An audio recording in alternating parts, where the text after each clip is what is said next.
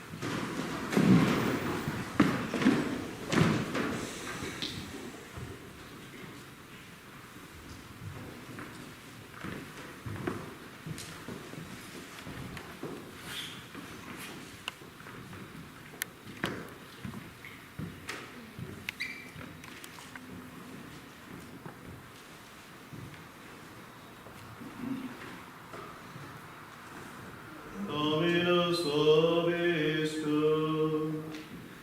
et cum spiritu tuo, sequentia Sancti Evangelii, secundum Lucam. gloria tibi, Domine.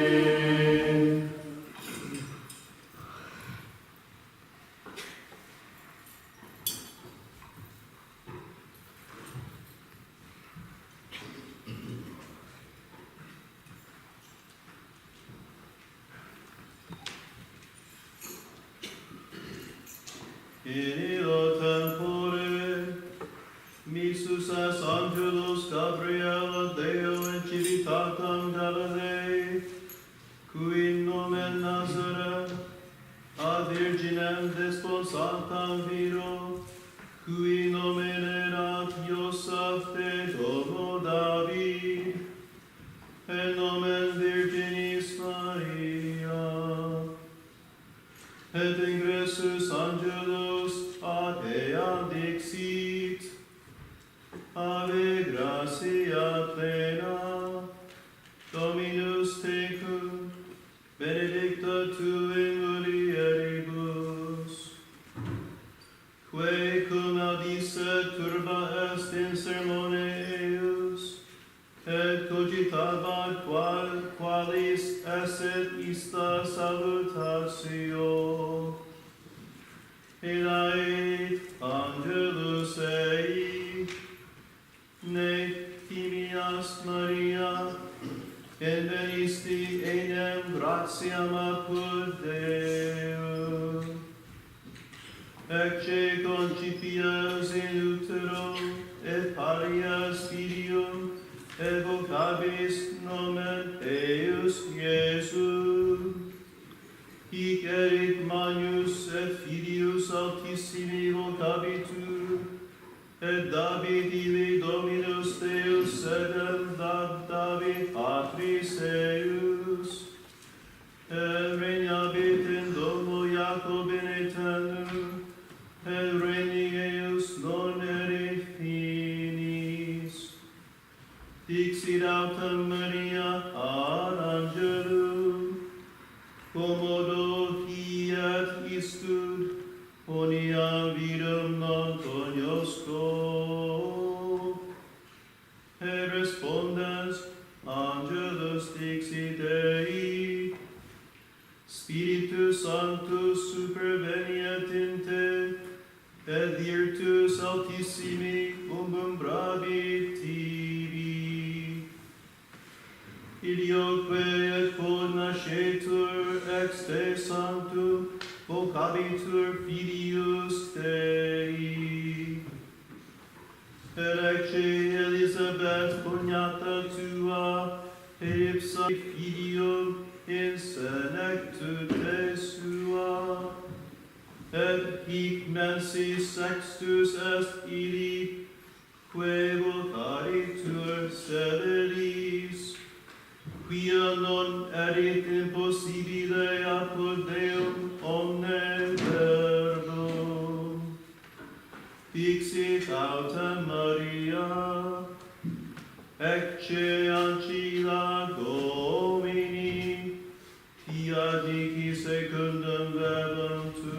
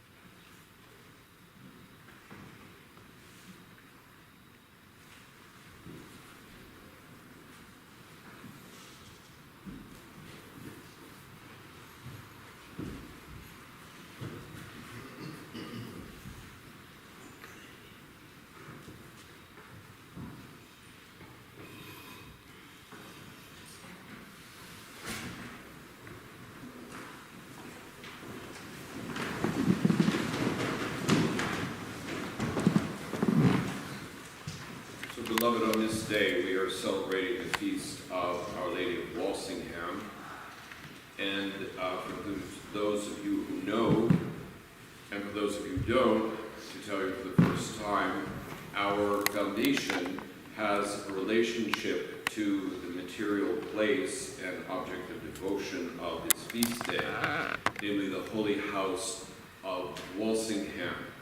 Walsingham is in a little tiny Walsingham is a little tiny village tucked away in the northeast of England, about 2 hours away from London, and was once one of the most important places of pilgrimage in all of Europe. It was equal to Compostela in its day.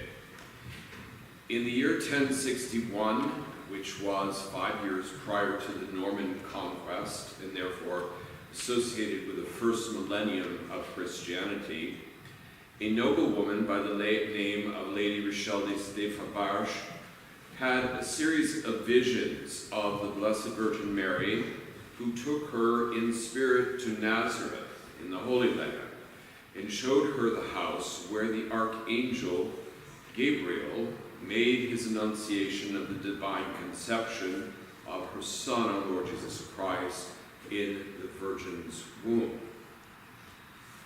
The Blessed Virgin, in these visions, asked Lady Rochelle to build a replica of that blessed house there in Nazareth on the grounds of her own manor in Walsingham, so that the people of that nation, that country, could visit the home of Jesus there in England.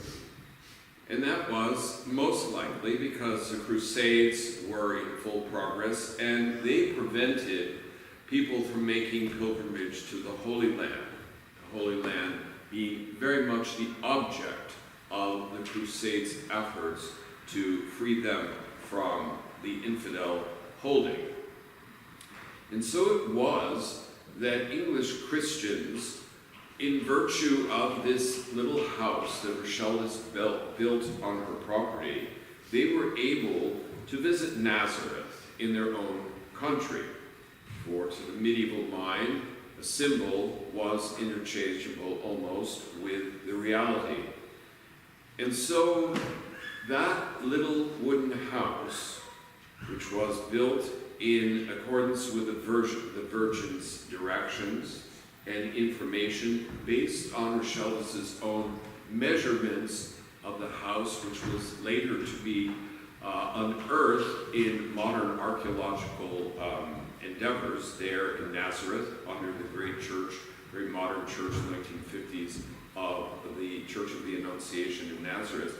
Walsingham and that holy house became the premier shrine to Our Lady, not only in England, but of the Middle Ages. It was, in fact, in a manner of speaking, the Fatima of that era. And around it grew up a large monastery.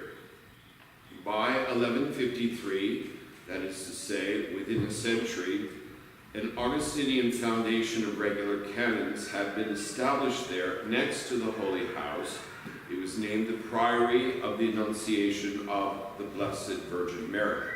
The canons had care of not only the shrine, but the immense throngs of pilgrims who came there to visit that holy place. Not the statue of Our Lady of Walsingham. They came to visit the house of Nazareth, where Mary, Joseph, and Jesus lived their wondrous life of virtue and service to God.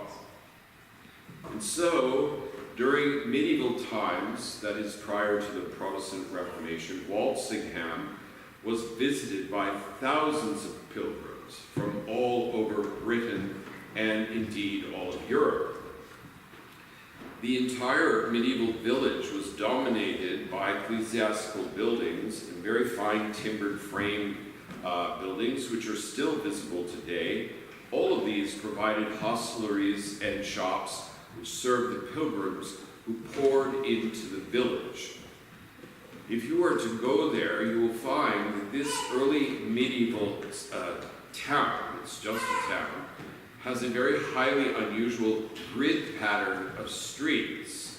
And this was a direct result of this visitation of so many people. It was an early example of deliberate planning out the city, the layout of the city, because it was a village that catered entirely to visitors. Many, many thousands of pilgrims also included nearly all the kings and queens from Henry III, beginning in the year 1226, who truly put the place on the map, so to speak. He visited the shrine 12 times during his reign.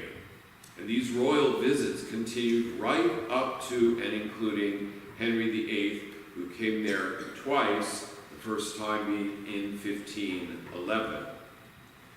By the 14th century, so many pilgrims were visiting the shrine that the priory was enlarged, and the little wooden holy house, the original house, was encased in a massive stone chapel which was attached to the north side of the priory church.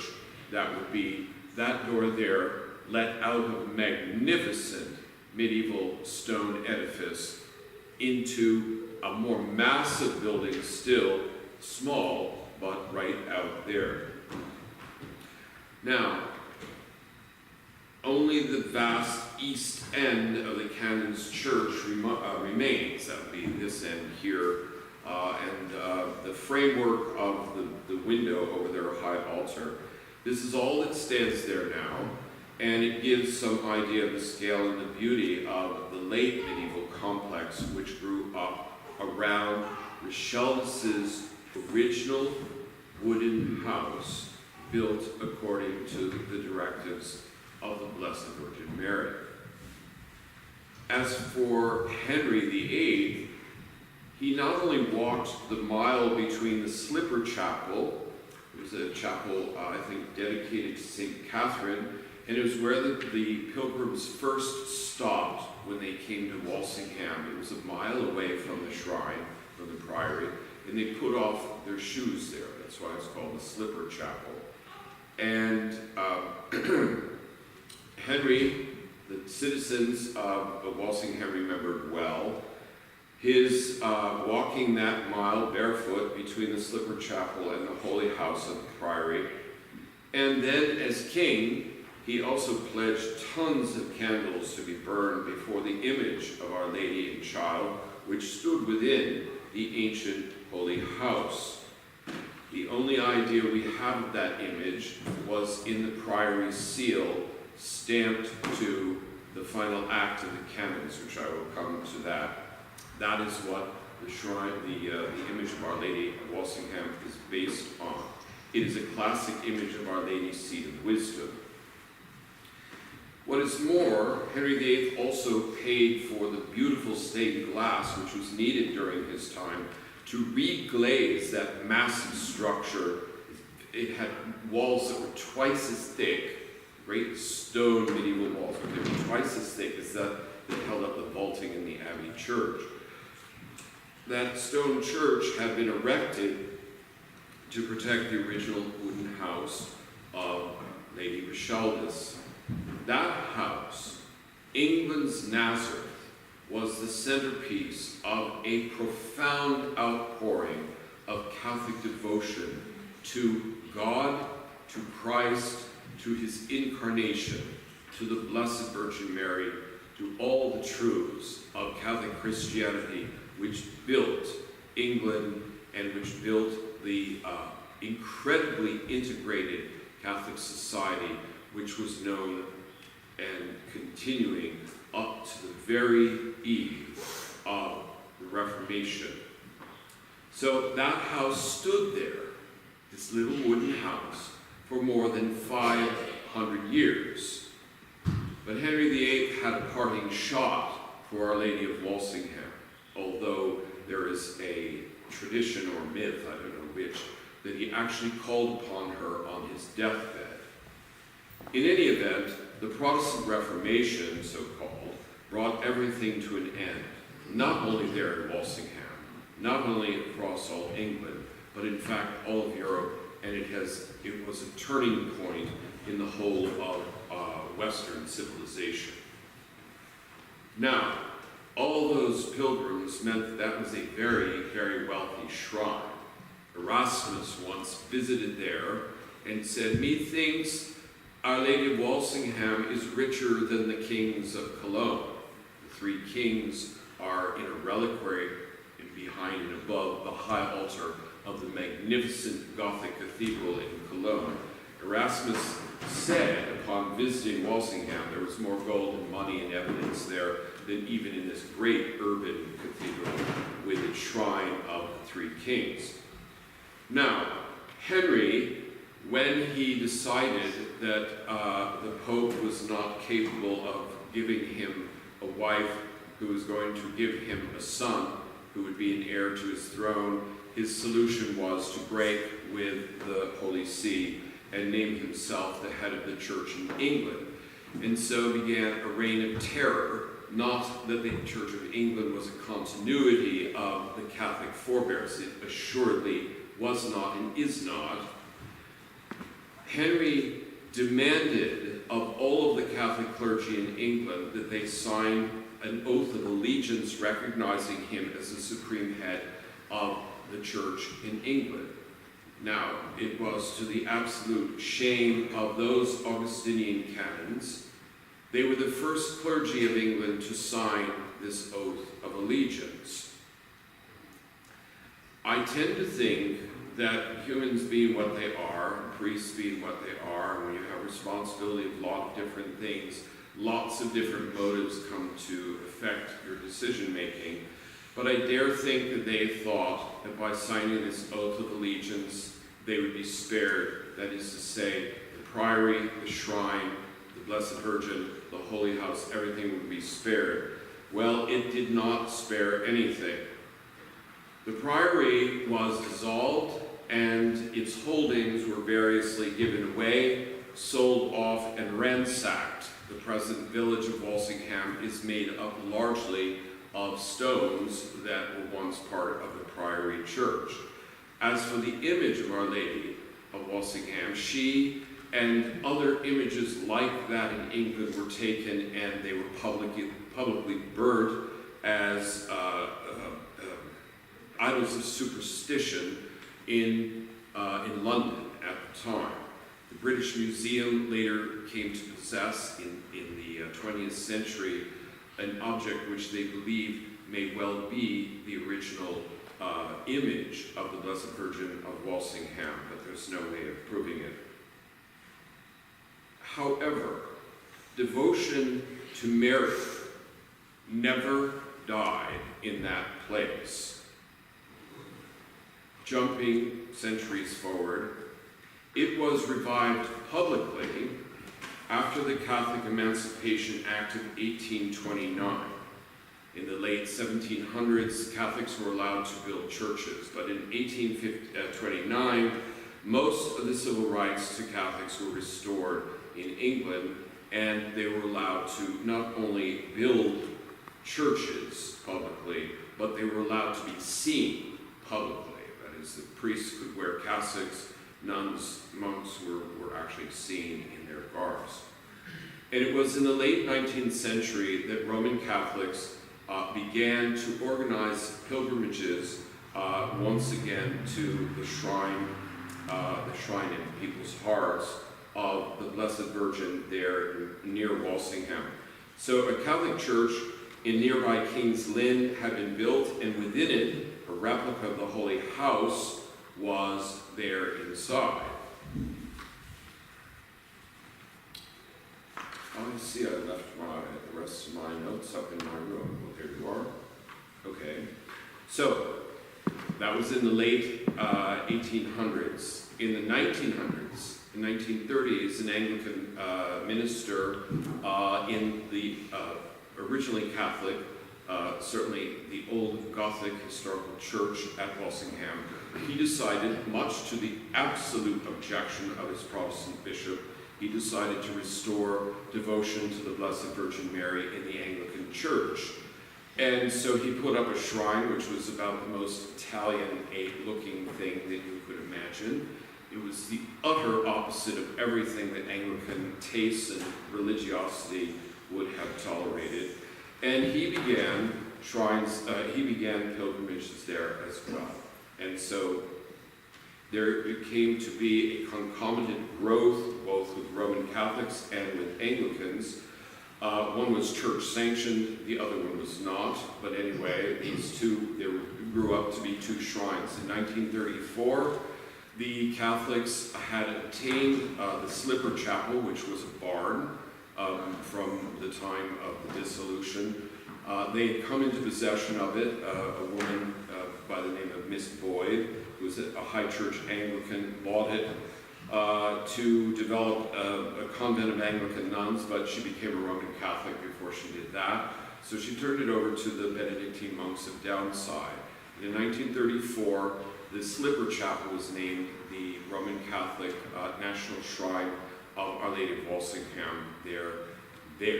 Meanwhile, the Anglican Church, Anglicans had built their own shrine, and in that, they had actually built a little holy house. So, the feast which we're observing today, interestingly enough, is one of those things where devotion has an influence on the development of the liturgy. So the Roman Catholics did not have a liturgical feast for Our Lady of Walsingham. So at King's Lynn, where they had a church that had this holy house, they used the feast of Our Lady of Ransom, which is September 24th. They used that, and that became the unofficial feast. Also, concomitant with all this, and that's another sermon altogether, or I don't know what, if it's a sermon or instruction, who knows.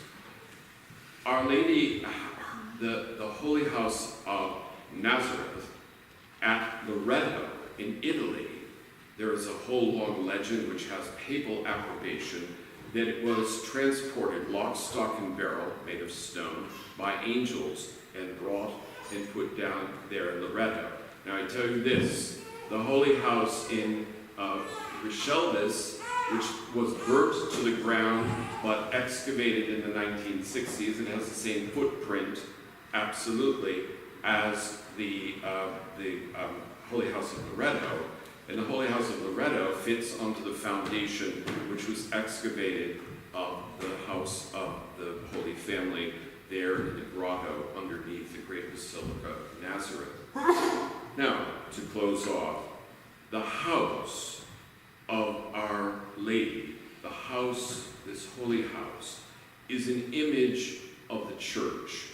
And it is to this that the collect for Loretto, which we use today, makes reference. The other references in the Mass from Loretto, which is what we were using today, these are all give mystical connection between Mary, her womb, her home, and the church. And it is in the confluence of all these things that we find the endowment of divine grace and the ability to pass through this world, which, by thinking of this history, is assuredly passing away. Because as soon as fallen man gets his fingers into anything, which is everything we do, things do not work out as one would wish, but they work out precisely according to divine providence. And so, Catholic devotion to Our Lady of Walsingham has increased, and Anglicans have gone in several different ways, and a whole group of them have been reconciled to the Roman Catholic Church, which was the dream of that Anglican priest who founded the first shrine, or founded the Anglican shrine there, which still exists at Walsingham. Now, I said that for a long time, unofficially, the feast day of Our Lady of Walsingham was on Our Lady of Ransom, which is September 24th. Today, on this very day, is the first time in England and Wales that a Catholic liturgical feast recognized by the Church under the title of Our Lady of Walsingham was celebrated. So 6-8 hours ago there at Walsingham, the feast of Our Lady of Walsingham was celebrated. Now, to tie it off, I used to be an Anglican, I'm now Roman Catholic. I knew something about Our Lady of Walsingham, and I knew the Anglican shrine, and Our Lady has followed me, has followed our foundation from the very, very start. And so by having our own devotion to her in this place, having a devotion to the Blessed Virgin Mary under the title of Walsingham here, gives us a direct connection with the first millennium of Christianity. It gives a direct connection to our desire to be and to serve the Church as consecrated religious who are given over to the liturgy and to living out a vocation, but one of reparation for those poor men who, most of them, the prior and one other were actually martyred because, not the prior, but one of them was martyred because he refused to sign the oath of allegiance. We have given our whole work, our whole foundation, everything into the care of Our Lady under this title of Walsingham, because she is the mother of the Church, and the Church is the Domus Dei, the house of God. And in this house, we keep the faith which built England, which built Catholic Europe, which built a whole civilization ordered towards Jesus Christ. So on this feast day, first one officially of Our Lady of Walsingham, we ask her to plead with her divine Son to heal all of the rifts and divisions of Christianity, to heal with their grace, their balm, their unction of sweet peace, the divisions in the Church.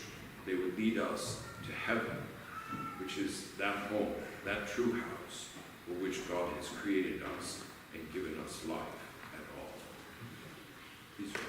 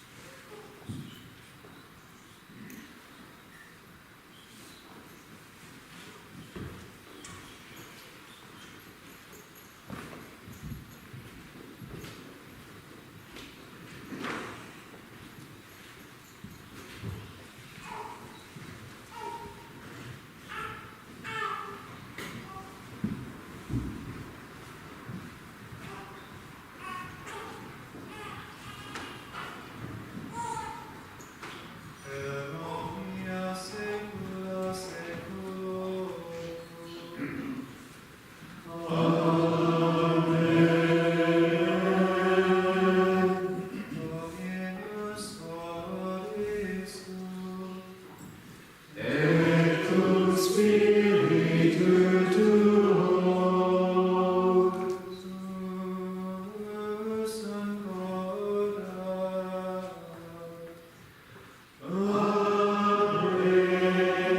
Adoremus ad Dominum. Gratias adamus, Domino Deo nostro. Divino et justum est.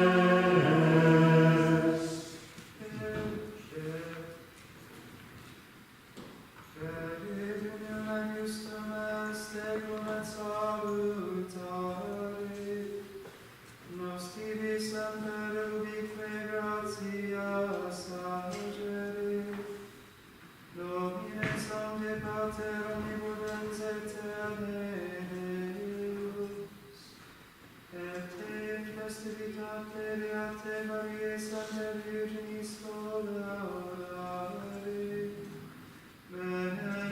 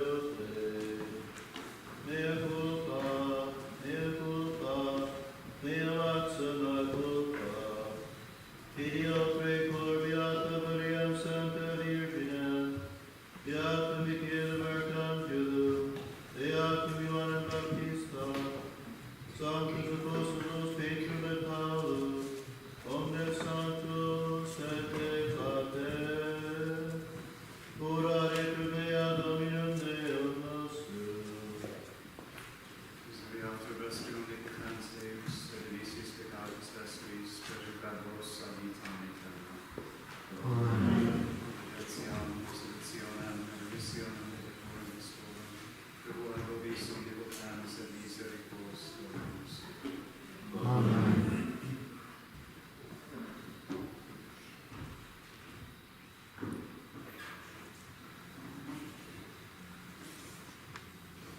Lectiones Dei, lecce vitoli peccata mundi. Domine non suminius, idem subjectum meam, sed tanto libero et sanabitur anima mea.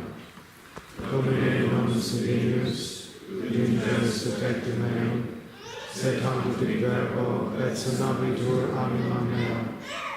Domine non suminius, idem subjectum meam, sed tanto libero et sanabitur anima mea.